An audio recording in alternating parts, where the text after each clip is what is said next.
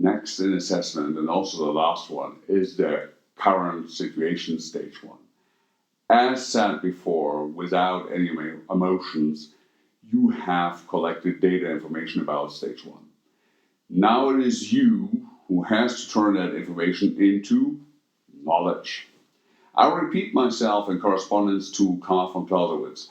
Most of received information is not precise, another part is uncertain, and the rest is simply wrong. We have to deal with that. However, now it is on you to turn all that into knowledge, and even more, into relevant knowledge.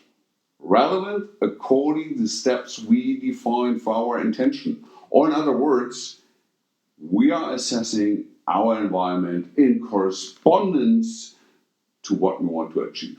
Obviously, in order to do that, we need to be crystal clear about what we want to achieve, about our intention. I believe we can say we did that in the last video. It sounds absolutely trivial to do it this way.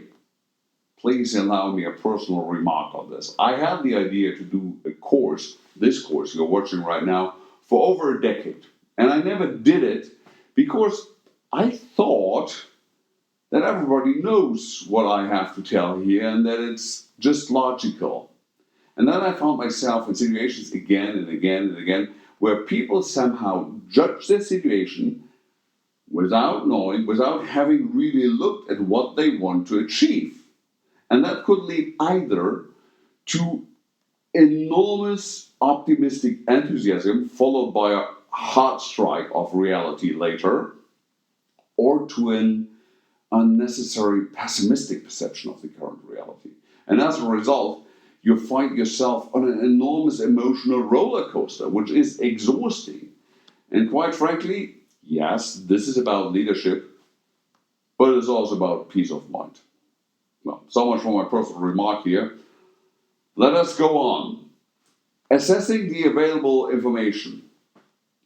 Well, that goes in 3 very simple steps. Number 1, naming the information. Number 2, judge the information by answering the question, is it relevant or not? Do I believe that the information is true or not? Is it certain or uncertain? And then number 3, draw a conclusion, meaning describe the impact of that information on your defined essential steps to achievement. And that's it. Let's try that. So, thinking of your daughter, you have to drive to ice hockey training again. Information is, there is a car with a full tank in the garage. Well, that is relevant information, and it is reliable. In case of doubt, take a look into the garage if the car is there and check the gas. We do point out this car is available for us and it is fully operational. Conclusion, we can take this car and use it to drive our daughter to ice hockey training.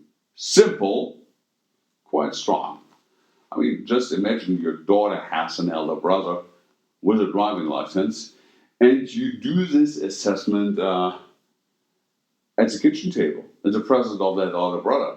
If he hears the conclusion, there is a possibility I need that car to drive your sister to ice hockey training, he might be careful to steal that car for the afternoon without asking you. Just another example. We also had a risk there. The risk was your daughter has not finished or is not finished with her homework in time.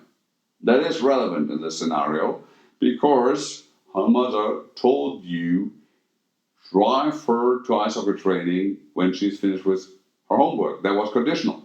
Conclusion, if you're harsh, well, if you're not finished with the homework, I don't drive her to training. Or conclusion is she has to make time for homework after the training. Then the idea of the exercise is to describe what is available for you to turn the given intention into reality.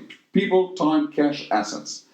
What is in your toolbox and not already consumed by other tasks? Just another example. Fact is, your employee named Jane tells you that she is busy with all her projects 75% of her time. This is reliable fact, and it is relevant because you need her for another project. So the conclusion is that she should be available for other tasks to 25% of her time. That's the logical consequences. Well, the pure mechanics of judging facts is mostly very simple, but that is only part of the game here. People give you information. You have the information, and you make conclusions of what people told you. If you take the right of drawing conclusions on information other people give you, that is a statement of power. Although it is your job to do that, this is a sensitive moment. People give you information. You make a conclusion they cannot foresee, and probably they do not agree with that conclusion. Next time, when you need information, people will be very careful. They will not do a mistake in their eyes twice. If you just take conclusion out of their statements and don't give them the opportunity to comment on that, well, when taking conclusions out of facts or out of information other people give you, that is more like a negotiation than a logical consequence. Just a friendly reminder, just a friendly hint. Now, having said that, we are at a milestone here. Let us take a break. Up to this moment, where we're looking at and analyzing the situation. We talked about intention and analyzed the current situation. We're done with that. Everything we did in Chapter 2, Chapter 3, and half of Chapter 4 can be summarized as creating awareness for your situation and being mindful, that is a good word, about our current stage and expectation. And that's what we did. We put this nice term, being mindful, to operation. And instead of sitting on a cushion doing breathing exercises and tell ourselves we have to be mindful of our surrounding environment, we looked at intentions, people, time, cash, asset, risk, and emotions, and developed an understanding for their dynamics.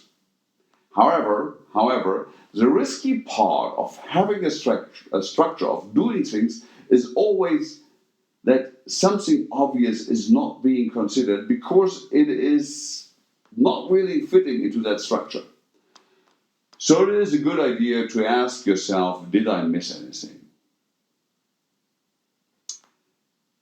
And with that understanding we develop now for our situation, we can now start to think about how to put our intention to reality. See you in the next video.